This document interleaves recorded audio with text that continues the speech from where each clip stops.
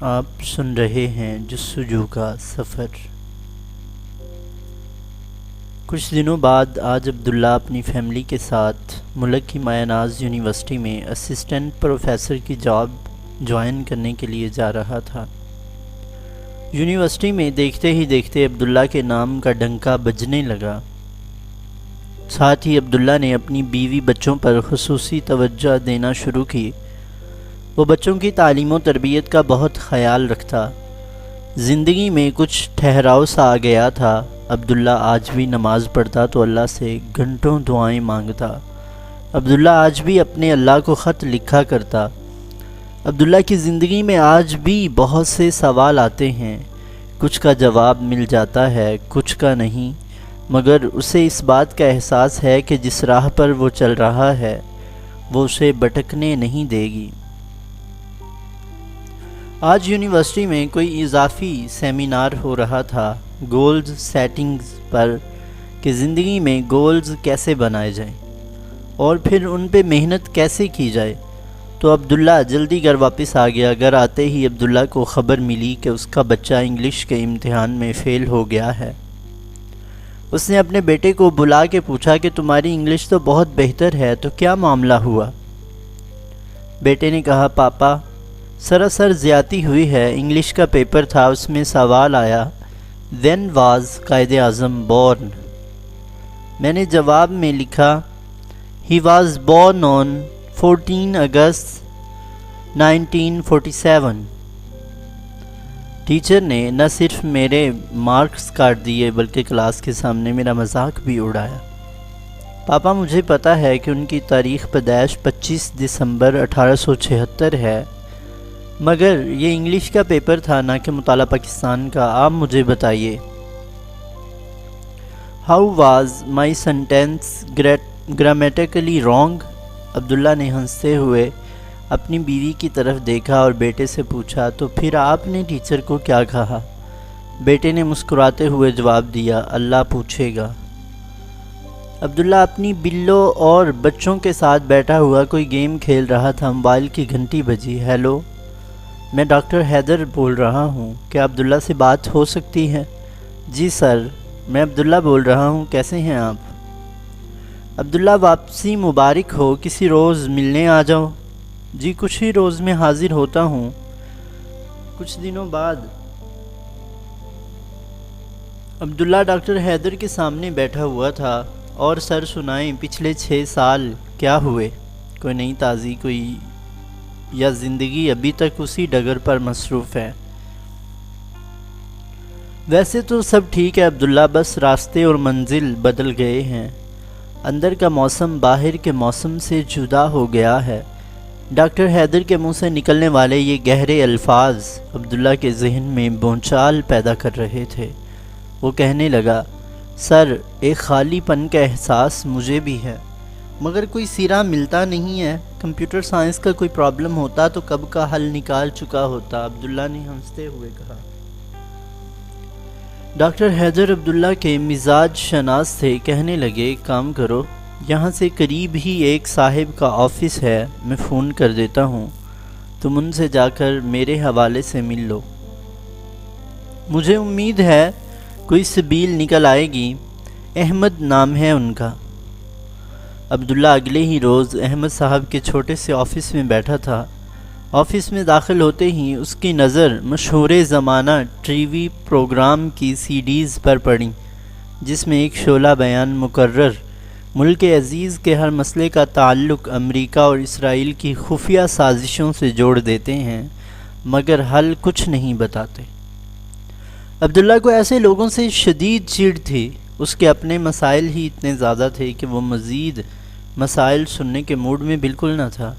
عبداللہ نے جلدی سے ایک طائرانہ نظر بک شیلف میں رکھی کتابوں پر ڈالی۔ ان میں سے زیادہ تر وہ پڑھ چکا تھا اور گفتگو شروع ہونے سے پہلے وہ احمد صاحب کے عقل و شعور کی اکاؤنٹنگ کر چکا تھا۔ احمد صاحب آرام سے اس کے فارغ ہونے کا انتظار کرتے رہے۔ وہ کوئی 40 کے پھیرے میں ہوں گے، دبلے پتلے، نکلتا ہوا قد، آنکھوں میں بلا کی چالاکی مگر چہرے پر درد۔ عبداللہ زیادہ دیر آنکھیں نہ ملا سکا۔ احمد صاحب گویا ہوئے، کیسے ہیں آپ ڈاکٹر صاحب؟ جی ٹھیک ہوتا تو یہاں کیوں آتا؟ پریشان ہوں، سمجھ نہیں آتا زندگی میں کیا کروں، اتنا پڑھا لکھا خوب جان ماری مگر نتیجہ صفر ہے۔ دل کا چین پتہ نہیں کہاں لٹا بیٹھا ہوں، پتہ نہیں کس بات کی جستجو ہے، کون سی منزل ہے کہ دل کھنچتا ہے مگر نظر نہیں آتی۔ کوئی ہوک ہے، کوئی آس، کوئی تڑپ، کہیں نہ کہیں کوئی کمی ہے جو پوری نہیں ہوئی۔ میں ایک ایسا مریض ہوں جسے اپنی بیماری کا نہیں پتہ، علامات کا بھی نہیں پتہ، تو اب علاج ہو کیسے؟ عبداللہ بولنے پہ آیا تو بولتا ہی چلا گیا۔ دری اسنا احمد صاحب کی آنکھوں کی چمک کئی گنا بڑھ چکی تھی۔ وہ گویا ہوئے، ہم پہلے کہاں تھے آپ؟ ہم تو آپ کو ڈھونڈ رہے تھے۔ عبداللہ کچھ نہ سمجھتے ہوئے ایک پھیکی سی ہنسی ہنس کے رہ گیا۔ احمد صاحب نے اپنی بات جاری رکھی، ڈاکٹر صاحب تھوڑی دیر کے لیے ججمنٹ ترک کر دیں، اندازے بعد میں لگائیے گا۔ آپ ایسا کریں، ہماری ایک ورکشاپ ہو رہی ہے کل سے، امین صاحب ہمارے انسٹرکٹر ہیں، وہ پڑھائیں گے، آپ کر لیں۔ ارے نہیں احمد صاحب، میرے پاس دنیا کے 72 سرٹیفکیٹس ہیں، میں ہر اس بندے سے ملا ہوا ہوں یا پڑھ چکا ہوں جن کی کتابیں آپ یہاں سجائے بیٹھے ہیں۔ میرا مسئلہ اب کوئی نیا کورس کر کے حل نہیں ہوگا، انہی کورسز نے تو یہ دن دکھلایا ہے۔ میں اپنا رونا رو رہا ہوں، آپ اپنی ٹریننگ بیچنے کے چکر میں پڑے ہیں۔ ڈاکٹر صاحب آپ یہ ورکشاپ کر لیں، پھر بات ہوگی۔ احمد صاحب نے جیسا کہ فیصلہ سنا دیا۔ پتہ نہیں یہ ان صاحب کے لہجے کا اثر تھا یا طبیعت کا ٹھہراؤ کہ اگلی شام جمعہ کے روز عبداللہ ٹریننگ سینٹر پہنچ گیا۔ کوئی 20 کے قریب مرد و خواتین موجود تھے اور احمد صاحب جیسے ایک اور صاحب جنہیں سب امین بھائی کہہ رہے تھے، وہ ٹریننگ شروع کرنے کے لیے بے تاب۔ عبداللہ کی زندگی کی اتنی بدتمیزیوں کے بعد کسی سے تمیز سے بات کرنے کے موڈ میں نہیں تھا۔ ویسے بھی وہ اپنے آپ کو کوس رہا تھا، یہاں آیا کیوں؟ وہی اسٹیفن کوے، وہی Jack Welch, Sam Walton, Warren Buffett اور پیٹر سنگر کے فرمودات، وہی بکواس ہوگی جس میں عبداللہ خود چیمپئن تھا۔ لوگوں نے اپنا تعارف کرایا۔ عبداللہ اس پورے عرصے میں سر بینچ پہ رکھے سوتا رہا۔ اسے اب کسی کی پرواہ نہیں تھی کہ کوئی کیا سوچے گا۔ جب اپنی باری آئی تو صرف نام بتایا اور پھر کرسی پر ڈیر ہو گیا۔ سوتے سوتے یا سونے کی ناکام کوشش کرتے ہوئے امین بھائی کا ایک جملہ کان میں پڑا، اگر آپ یہاں بیٹھے بیٹھے مر جائیں تو کیا آپ اپنی زندگی کو مڑ کے دیکھیں تو یہ کہہ سکتے ہیں کہ ہاں لگ گئی، یا یہ کہیں گے کہ ضائع ہو گئی، یا یہ کہ پتہ نہیں کیا ہوئی اور کہاں گئی؟ ہمیں نہ بتائیں، اپنے آپ سے پوچھیں۔ اب عبداللہ نے آنکھ کھولی مگر سر ویسے ہی جھکا رکھا۔ اچھا دوسرا سوال۔ امین بھائی نے اپنے ترکش سے ایک اور تیر نکالا۔ کچھ لوگ آپ کے مرنے کے بعد آپ کے بارے میں بات کر رہے ہیں، آپ کیا سمجھتے ہیں وہ کیا کہیں گے؟ پتہ نہیں کون تھا جو مر گیا، یا اچھا ہوا مر گیا، یا اللہ کا نیک بندہ تھا، بڑے اچھے کام کر گیا ہے، جو سالوں زندہ رہیں گے۔ اب عبداللہ سنبھل کے بیٹھ چکا تھا اور اس کی آنکھوں میں چمک سی آ گئی تھی۔ امین صاحب نے ایک تیر اور نکالا اور ہاتھ میں موجود مارکر کی طرف اشارہ کرتے ہوئے پوچھا، یہ کیا ہے؟ کیا کرتا ہے؟ سامعین میں سے کسی نے جواب دیا، جناب مارکر ہے اور لکھنے کے کام آتا ہے۔ بہت خوب، اب آپ اپنے آس پاس دیکھیں اور چیزوں کی لسٹ بنائیں۔ عبداللہ کا پین تیزی سے چلنے لگا۔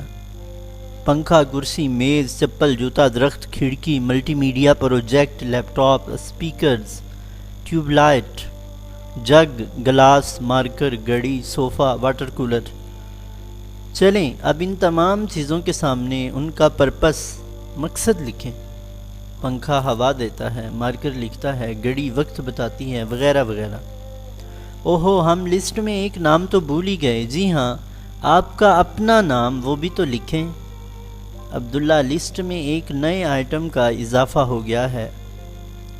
جی اب اس کے سامنے اس کا مقصد بھی لکھ لیں۔ تو عبداللہ، ہم ہیں ہی کیوں؟ Why do we exist؟ عبداللہ ہونک بنا، صرف تکے جا رہا تھا، امین بھائی نے اپنی بات جاری رکھی۔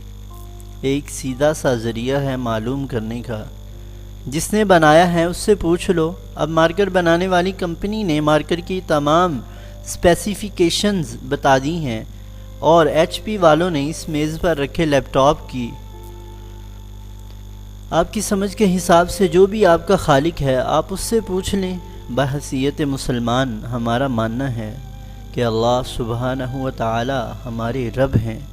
وہ قرآن میں فرماتے ہیں وَمَا خَلَقْتُ الْجِنَّ وَالْإِنسَ إِلَّا لِيَعْبُدُونَ، ہم نے انسانوں اور جنوں کو اپنی عبادت کے لیے پیدا کیا۔ تو ہماری زندگی کا اولین مصرف تو اللہ کی رضا ہوئی نا۔ ہماری ٹو ڈو لسٹ میں سب سے اوپر تو اللہ کو راضی کرنا لکھا ہونا چاہیے نا۔ ہم ڈیزائن ہی اللہ کو راضی کرنے کے لیے ہوئے ہیں، مگر ہماری زندگی میں سب کچھ ہوتا ہے سوائے اللہ کے۔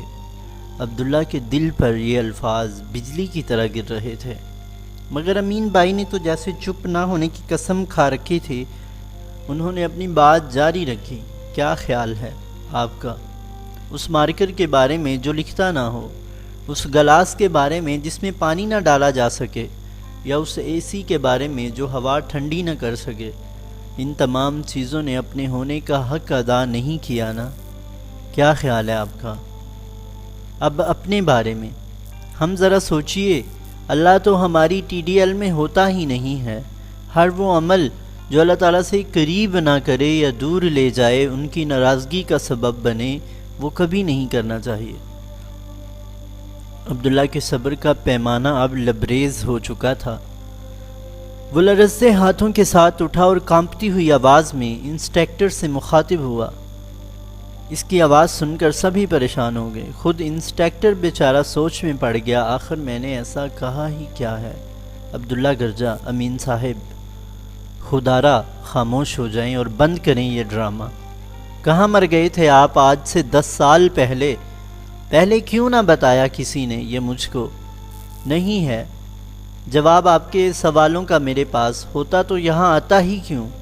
اگر آپ کو یہ خوش فہمی ہے کہ آپ کے یہ چند گھنٹے میری زندگی کے 37 سال کھا جائیں گے تو منہ دو رکھیں۔ وہ 33 سال جس میں محنت بھی، پسینہ بھی اور خون میں فرق نہ کر سکی، میری 198 آئٹمز پر مبنی ٹی ڈی ایل، میری تمام تر کامیابیاں، کیا سب ایک لیکچر سے ضائع کرنے کا ارادہ ہے؟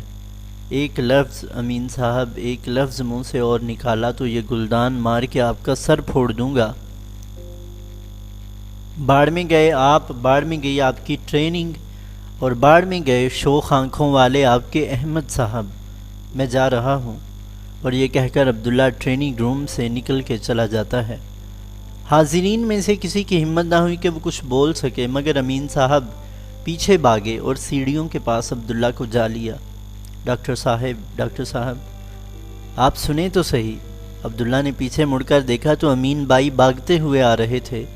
قریب تھا کہ عبداللہ انہیں 2-4 تھپڑ جڑ دیتا، مگر وہ آگے بڑھے اور عبداللہ کو سینے سے لگا لیا۔ یکایک عبداللہ کو اپنی آنکھیں تر ہوتی محسوس ہوئی تھیں۔ وہ دل میں کہہ رہا تھا امین صاحب ہو سکتا ہے آپ ٹھیک ہی کہتے ہوں، مگر میں غلط ہوں یہ کیسے مان لوں؟ میری حالت اس ماں کی سی ہے جس کا جوان بیٹا مر گیا ہو اور وہ لاش کے سامنے بیٹھی کہہ رہی ہو کہ نہیں یہ مرا تھوڑا ہی ہے، یہ تو سو رہا ہے۔ عبداللہ کو سمجھ نہ آ رہی تھی کہ اپنے ارمانوں کی لاش کو کدھر دفنائے اور کدھر اس کی تدفین کرے۔ عبداللہ نے امین بھائی کو خدا حافظ کہا اور گھر چلا گیا۔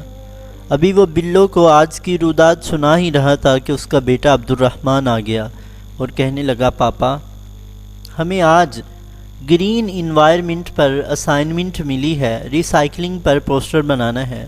میں نے سب سے پہلے کچرے کی تعریف لکھی ہے، وہ چیز جو اپنے مقصد وجود کے قابل نہ رہے۔ A thing that cannot fulfill its purpose anymore۔ ٹھیک ہے نا پاپا، بتائیے نا۔ ہاں ٹھیک ہی تو کہہ رہے ہو بیٹا، آج کی رات پھر رت جگا ہوگا۔ عبداللہ نے بیگی آنکھوں سے بلو کو کہا جو مسکرا کے خاموش ہو گئے۔ رات عبداللہ پھر جائے نماز پہ تھا۔ یا اللہ تو چاہتا ہی نہیں کہ میں سو سکوں۔ روز کی کوئی نئی پریشانی، کوئی ذہنی اذیت، تو نے میرے دل و دماغ کو اتنا حساس کیوں بنایا ہے؟ یہ امین بھائی کیا کہہ رہے تھے؟ یہ ٹی ڈی ایل پہلے کسی نے کیوں نہ بتائی تجھے راضی کرنا ہے، مگر کیسے؟ میں کیا کروں کہ تو راضی ہو جائے میرے اللہ؟ اللہ میں کچرا ہی تو ہوں جو اپنے مقصد حیات کے قابل نہ رہا، جس نے بلا دیا اپنے مقصد کو۔ مجھے معافی دے دے، بے شک تیرا فضل وجہ کا محتاج نہیں ہے، ایسے ہی بلا وجہ بخش دے، کون پوچھے گا تجھ سے؟ یا اللہ میں کل واپس ٹریننگ میں جاؤں گا، صحیح بات سمجھا دے، اب کہ چوٹ نہ کرنا، امین بھائی پہ رحم کر، میری گستاخیاں معاف فرما۔ آج پھر سے اپنی ٹی ڈی ایل کو ری اسٹارٹ کر رہا ہوں، اس بار پچھتاوے سے بچانا، اس بار قبول کر لینا، آمین۔ تر اب کاسائے دل پیش کر دیا جائے، سنا ہے کوئی سخاوت میں حد نہیں رکھتا۔ اگلے دن صبح عبداللہ پھر ٹریننگ روم میں تھا۔ رات والے واقعے کا اثر سب لوگوں کے چہروں پر تھا۔ اس نے باری باری سب کے پاس جا کے معافی مانگی۔ تھوڑی دیر میں سیشن واپسی شروع ہوا۔ امین بھائی کے لب و لہجے میں بلا کی فراست تھی۔ عبداللہ سوچ رہا تھا کہ انہوں نے اس جیسے ہزاروں بھگتائے ہوں گے۔ ہاں، تو ہم کل بات کر رہے تھے زندگی کے مقصد کی۔ یہ تو ہم سب کو واضح ہو چکا کہ ہماری زندگی کا مقصد اللہ کو راضی کرنا ہے۔ جب اس مسئلے کو حل کر لیتے ہیں تو اگلا سوال آتا ہے خواب کا، ویژن کا۔ ہم کیا کرنا چاہتے ہیں اس زندگی میں؟ بہت سے لوگوں نے کئی طرح سے اس کو بیان کیا۔ جو تعریف ہمیں پسند آئی وہ ہے پیٹر سنگر کی۔ ویژن سے مراد مستقبل کی وہ تصویر جو آپ دیکھنا چاہیں، the picture of future you to want see. مثال کے طور پر ہم یہ کہتے ہیں ہمارا بچہ بڑا ہو کے ڈاکٹر یا انجینئر بنے گا، تو ہم اگر 10-20 سالوں میں مستقبل میں اسے ڈاکٹر یا انجینئر کے روپ میں دیکھ رہے ہوتے ہیں، ہماری اس خواہش، اس چاہ کا نام ویژن ہے۔ مثال کے طور پر علامہ اقبال رحمہ اللہ نے پاکستان کا خواب دیکھا، تو کوئی پاکستان سچ مچ میں ان کے ڈریمز میں تھوڑا ہی آیا تھا، بلکہ ایک سوچ تھی کہ مسلمان کس طرح مل جل کے ایک آزاد ریاست میں رہیں گے۔ تو ہم سب کی زندگی میں کوئی نہ کوئی ویژن ضرور ہونا چاہیے، اپنے بارے میں، اپنی اولاد کے بارے میں، ماں باپ کے بارے میں، اپنے ادارے کے بارے میں کوئی نہ کوئی منزل تو ہو یا کوئی ٹارگٹ، تاکہ آدمی پھر اس تک پہنچنے کی جستجو کرے۔ اور ہاں، ایک کوشش یہ بھی کرنی ہوگی کہ ویژن اور پرپس آپس میں ٹکرائیں نہیں۔ مثال کے طور پر پرپس تو اللہ تعالیٰ کو راضی کرنا ہے اور ویژن میں سینمے کا مالک لکھ لیں تو بات کچھ بنی نہیں۔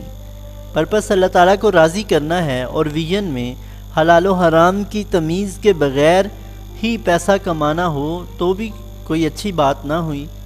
عبداللہ کو یہ ساری سیدھی سادی باتیں بغیر کسی مفکرانہ بحث کے بڑی اچھی لگ رہی تھیں۔ وہ سوچ رہا تھا کہ یہی ہمارا اصل مسئلہ ہے۔ ہم بحیثیت مسلمان اور پاکستانی بڑا سوچتے ہوئے بھی ڈرتے ہیں۔ ہم نے تو خواب بھی دیکھنا چھوڑ دیے ہیں۔ جب منزل ہی نہ ہوگی تو سفر کس سمت شروع کریں؟ اور بفرض محال منزل نہ بھی ملی تو بھی اس سفر کی وجہ سے اچھے انسان تو بن ہی جائیں گے۔ یہ ویژن دراصل چھوٹے چھوٹے ننھے ننھے چراغ ہیں جو پورے ملک میں جل گئے تو ہر طرف روشنی ہو جائے گی۔ اگر سب لوگوں تک امین بھائی کی یہ ٹریننگ پہنچ جائے تو ملک بدل جائے گا۔ میرا بھی ایک ویژن ہونا چاہیے اور باقی ماندہ تمام عمر اس میں لگا دوں گا۔ میں بھی بڑا خواب دیکھوں گا۔ ایک نئی ٹی ڈی ایل خود بخود عبداللہ کے دل میں جنم لے رہی تھی۔ میں لوگوں کو پڑھاؤں گا، اچھا کمپیوٹر سائنٹسٹ بناؤں گا تاکہ ملک کے لیے زر مبادلہ لا سکیں، وغیرہ وغیرہ۔ عبداللہ اپنی دنیا میں ہی مگن تھا اور وقفے کا ٹائم ختم ہو گیا۔ امین بھائی نے موضوع بدلا۔ آپ لوگوں نے کبھی پونی کی کہانی سنی ہے؟ سب کا جواب نفی میں تھا۔ تو بھائی، ایک تھا پونی، ایک چھوٹا سا کتا۔ اسے گاؤں دیکھنے کا بڑا شوق تھا۔ ایک دن دوستوں سے مشورہ کر کے وہ گاؤں چلا جاتا ہے۔ گاؤں میں کنویں پہ پانی پینے کے لیے رکتا ہے، مگر پھسل کے گر جاتا ہے اور ڈوب کے مر جاتا ہے۔ اب گاؤں والے مولوی صاحب کے پاس آتے ہیں اور ماجرا سناتے ہیں کہ پونی گر گیا کنویں میں اور پانی ناپاک ہو گیا۔ مولوی صاحب کہتے ہیں کوئی بات نہیں، 40 بالٹی پانی نکال لو، پانی پاک ہو جائے گا۔ لوگ واپس آ جاتے ہیں کہ 40 بالٹی پانی نکالا مگر بدبو ابھی بھی باقی ہے۔ مولوی صاحب 40 بالٹی اور نکالنے کا کہہ دیتے ہیں، لوگ پھر واپس آ جاتے ہیں۔ مولوی صاحب کہتے ہیں بھائی آپ لوگ بڑے شکی مزاج ہو، 40 اور نکال دو، مگر لوگ پھر واپس آ کر 120 بالٹیاں نکال چکے ہیں، پانی جوں کا توں ہے۔ اب مولوی صاحب کی برداشت سے باہر ہو گیا اور وہ ایک جم غفیر کے ساتھ کنویں پر پہنچ گئے۔ جانگ کے دیکھا تو پونی کی لاش تیر رہی تھی۔ بھائی اس کو کیوں نہیں نکالا؟ مولوی صاحب نے گاؤں والوں سے تعجب سے پوچھا۔ آپ نے پونی نکالنے کا کب کہا تھا؟ گاؤں والوں نے استفسار کیا۔ امین بھائی اپنی بات جاری رکھی۔ تو آپ بتائیے، اگر ہم کنواں خالی کر دیں اور پونی نہ نکالیں تو کیا کنواں پاک ہو جائے گا؟ عبداللہ نے ہنستے ہوئے نفی میں جواب دیا، بالکل اسی طرح ہمارا معاشرہ، ہمارے لوگ، ہمارے دوست، ہمارے احباب، ہمارے کولیگز ہزاروں کی تعداد میں پونی ہمارے دماغ میں بھر دیتے ہیں، پھر اس کے بعد کوئی فرق نہیں پڑتا کہ ہم کیا پڑھتے ہیں، کہاں سے تجربہ لیتے ہیں، کیا تعلیم حاصل کرتے ہیں، نتیجہ وہی صفر۔ جب ہم ویژن کی بات کرتے ہیں تو کئی ایک پونی ہماری ویژن کے ساتھ چپک جاتے ہیں اور ہمارے خوابوں کو گندے پانی کے کنویں سے باہر نہیں آنے دیتے۔ یہ کہہ کر سب لوگ لنچ کے وقفے پر چلے گئے، مگر عبداللہ باری دل کے ساتھ اپنی زندگی کے پونی گنتا رہا۔ اس کی گزشتہ TDL میں موجود ہر چیز اسے ایک پونی ہی نظر آئی اور وہ خاموش بیٹھا آسمان کو تکتا رہا اور آنسو ٹپ ٹپ کر کے یکے بعد دیگرے آنکھوں سے گرتے رہے۔